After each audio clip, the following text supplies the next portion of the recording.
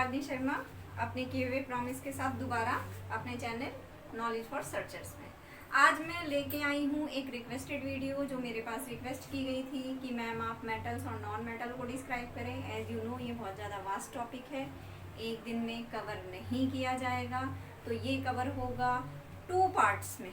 ठीक है, तो आज हम समझते हैं क्या है और इसकी हम शुरुआत करते हैं केमिस्ट्री में जो सबसे पहले हम पढ़ते हैं, जिन वर्ड्स को हम रीड करते हैं 5th क्लास में 6th क्लास में, द वर्ड इज एलिमेंट। ठीक है, अगर हम केमिस्ट्री में जाते हैं तो सबसे पहले हमें जो मिलता है, केमिस्ट्री जहाँ से डिफाइन की जाती है वहाँ पर सबसे पहले डिफाइन किया जाता है एलिमेंट को। तो एलिमेंट क्या है? A substance that can not be broken down, यानी वो सब्सटेंस जिसे हम ब्रेक नहीं कर सकते इनटू सिंपलर फॉर्म में।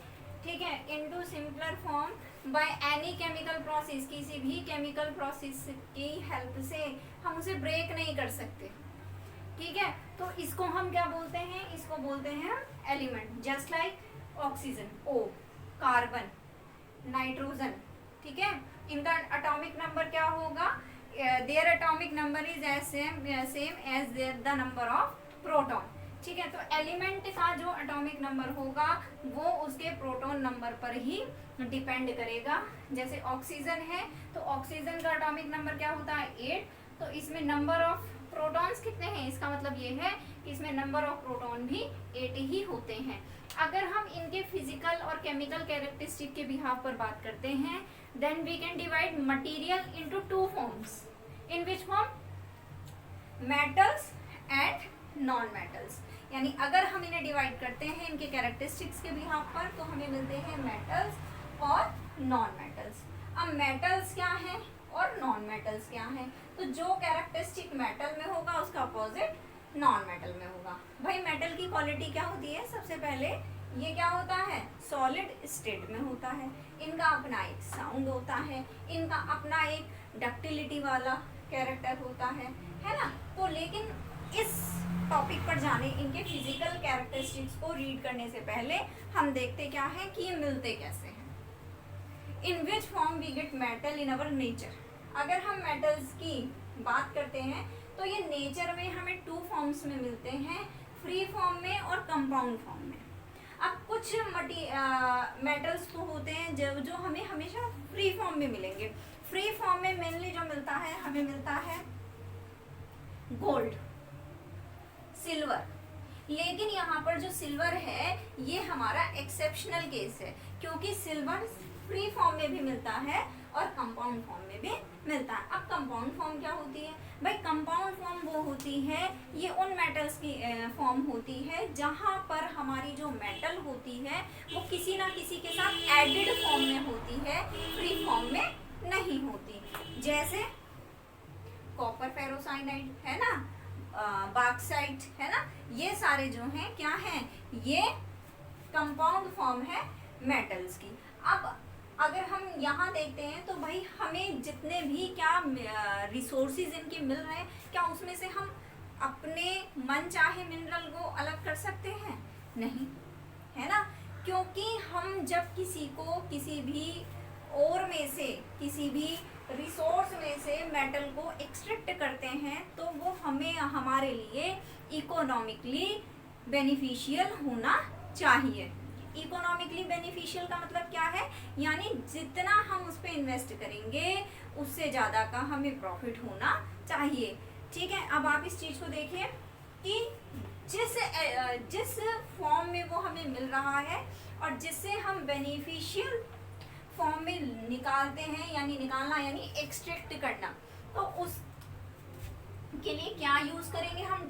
टर्म यूज करते हैं ओर्स, है ना। और वो प्रोसेस जिसके थ्रू हम उसे एक्सट्रैक्ट कर रहे हैं उसको बोलते हैं मेटलर्जी। ठीक है, ओर्स और मेटलर्जी। ओर्स क्या है? वो फॉर्म जिसमें हम मेटल को एक्सट्रैक्ट कर सकते हैं।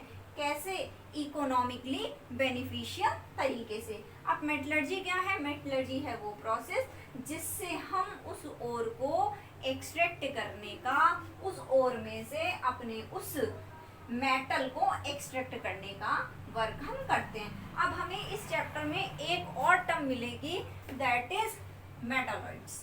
मेटालॉइड्स क्या होते हैं? मेटालॉइड्स जो हैं ये एक्सेप्शनल केस हैं, ठीक है। कैसे? इनके अंदर मेटल का कैरेक्टरिस्टिक भी होगा और नॉन मेटल का भी कैरेक्टरिस्टिक होगा, ठीक है। तो मेटल और नॉन मेटल दोनों के कैरेक्टरिस्टिक्स होंगे। एग्जाम्पल हो गया हमारा आर्सेनिक, एंटीमनी और जर्मेनियम। Is that clear? इतना क्लियर हो गया हो तो बताओ, हम आगे चलते हैं, ठीक है। तो अब हम देखेंगे मेटल्स के कैरेक्टरिस्टिक। तो नेक्स्ट टॉपिक है हमारा properties of metal and non metal. Properties का मतलब क्या होता है? विशेषता, है ना, विशेषता। तो अब हम देखेंगे धातु और अधातु की विशेषताएं क्या होती है।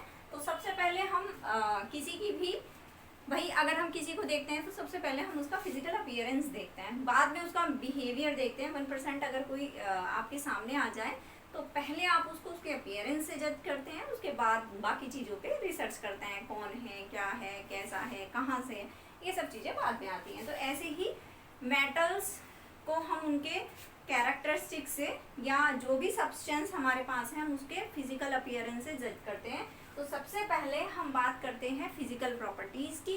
तो physical properties of metal and non metal. अब देखो सबसे पहले आया है फिजिकल स्टेट। देखो फिजिकल स्टेट क्या होता है? स्टेट्स 3 होती हैं, कौन कौन सी? Solid state, gaseous state and liquid state. यानी अगर हम हिंदी में बोले तो ठोस अवस्था, द्रव अवस्था और गैसीय अवस्था, सॉलिड, लिक्विड एंड गैस। अब जब हम बात मेटल की कर रहे हैं तो हमारे माइंड में होता है कि भाई मेटल तो जो है कैसी होती है? सॉलिड ही होती है। बिल्कुल सही, मेटल सॉलिड होती है, लेकिन याद रखना एक्सेप्शन हर जगह होते हैं, एक्सेप्शन हर जगह होते हैं। जैसे प्योर गोल्ड किस फॉर्म में होता है? प्योर गोल्ड जो है हमारा लिक्विड फॉर्म में होता है। कोई भी शॉपकीपर कितना भी क्यों ना कह दे कि it is 24 carat gold, that mean he is completely saying lie, वो झूठ बोल रहा है। Pure gold is always in liquid form. यानी मेटल्स क्या हैं? सॉलिड स्टेट में होते हैं, लिक्विड स्टेट में भी होते हैं। जैसे कि आपका देखा हुआ मेटल कौन सा है? Just like mercury. मरकरी क्या है? मेटल है और उसकी फिजिकल स्टेट कैसी है? लिक्विड वाली है। सॉलिड में क्या आएगा? सॉलिड में हमारा एल्यूमिनियम आ जाएगा, सोडियम आ जाएगा, पोटेशियम आ जाएगा, ठीक है। Then the example of solid state is potassium, sodium and the example of liquid form is mercury and gold. Is it clear? इसके बाद हम क्या देखते हैं? भाई हमने देख लिया, हमने किसी को देखा तो हमने देखा हाँ भाई हाइट, हेल्थ अच्छी है, वो क्या है उसकी? Physical state. फिर क्या देखते हैं हम? उसका स्किन टोन, है ना। अगर आपकी क्लास में कोई नया एडमिशन आ जाता है तो हम क्या देखते हैं? उसका फिजिकल अपीयरेंस। उसके बाद हम क्या देखते हैं? उसकी स्किन का टोन। करते हैं या नहीं करते? करते हैं, ठीक है। तो नॉर्मली हमारे माइंड में क्या कॉन्सेप्ट है? नॉर्मली हमारे माइंड में ये कॉन्सेप्ट होता है कि जो मेटल्स हैं उनका सिल्वर ग्रेइश कलर होता है, लेकिन बहुत सारी मेटल्स ऐसी हैं जिनके अलग अलग शेड होते हैं। जैसे गोल्ड हमें येलो कलर का हमने बचपन से देखा है, ये सिल्वर रिंग है तो क्या है ना, ग्रे शेड दिख रहा है, वाइट शेड दिख रहा है, ठीक। कॉपर का कलर आपको पता ही है क्या होता है। तो यानी कलर जो है कैसा भी हो सकता है।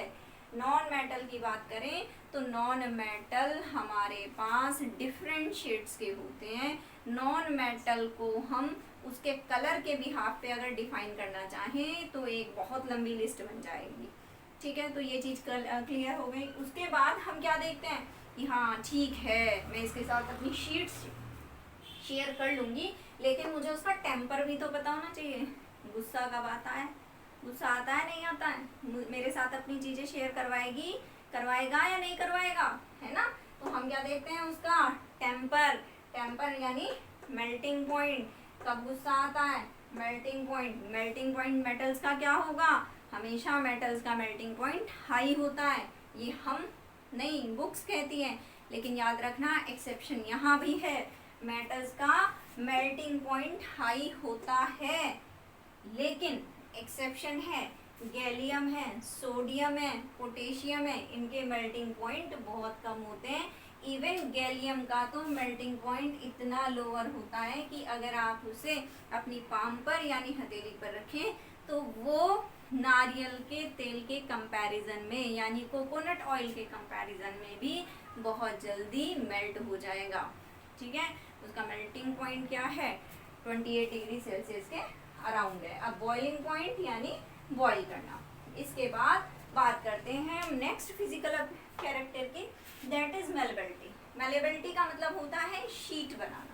तो मेटल का अपने अंदर बहुत बड़ा कैरेक्टर है कि वो मेलिएबल होती हैं, यानी उनकी बहुत ही फाइन शीट्स को बनाया जा सकता है। मेलिएबल कैरेक्टर होता है तभी तो हम देखते हैं आयरन शीट, एल्युमिनियम शीट। भाई अगर मेटल के अंदर ये मेलेबिलिटी वाला कैरेक्टर नहीं होता तो आप सोचिए आपके किचन में जो इतने सारे यूटेंसिल्स होते हैं वो कहाँ से आते हैं। Then we use mud pots. ठीक है, तो मेलेबिलिटी का कैरेक्टर किस में होता है, मेटल्स में होता है। मेलेबिलिटी है तभी जो है शीटी नेचर है। इसके बाद हम बात करते हैं ductility.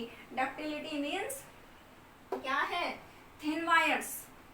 Ductility means metal have the ductile nature.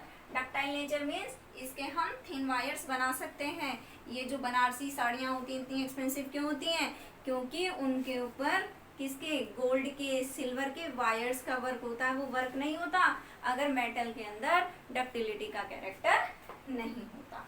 ठीक, इसके बाद बात करते हैं हम कंडक्टिविटी की। मेटल को सबसे पहले जो डिस्कवर किया गया था उसके, या ये कहें मेटल के कैरेक्टरिस्टिक्स को जो डिटेल में जाना गया था उसकी कंडक्टिविटी की वजह से ही जाना गया था, क्योंकि इसके अंदर हीटिंग कैरेक्टर होता है, इलेक्ट्रिसिटी को कंडक्ट करने का काम करता है। कंडक्टिविटी का मतलब होता है संचालक, संचार करने वाला। ठीक है, तो यानी जो हमारी मेटल्स होती हैं वो हीट को, इलेक्ट्रिसिटी को, करंट को कंडक्ट करने का वर्क करती हैं। ठीक है, इसके बाद आता है लस्टर। लस्टर मीन्स चमक, शाइन, है ना।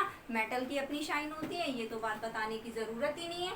ठीक, इसके बाद है सोनोरिटी। सोनोरिटी अपने आप में सबसे स्पेशल कैरेक्टर है क्योंकि हर एक मेटल का अपना एक साउंड होता है। ठीक, जैसे आप ये देखो कि मेरे पास क्या है, ये ग्लास है, किसके हैं, मेटल्स के, है ना, साउंड। जबकि अगर मैं ये देखूं नॉन मेटल की बात तो इनके अंदर वैसा साउंड नहीं होगा।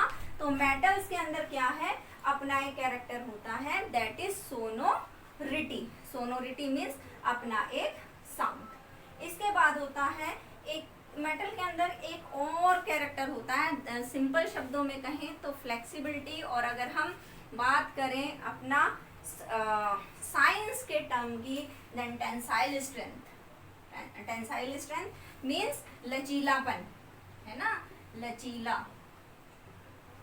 ये ही कैरेक्टर मेटल को हैवी से हैवी एलिमेंट को, लोड को कैरी करने का वर्क करता है। ठीक है, तो मैं उम्मीद करती हूँ कि आपको फिजिकल कैरेक्टरिस्टिक्स मेटल के समझ में आ गए होंगे। अच्छा, मेटल का जो है उसका अपोजिट नॉन मेटल का है तो अलग से डिस्क्राइब करने की कोई ज़रूरत ही नहीं समझती मैं।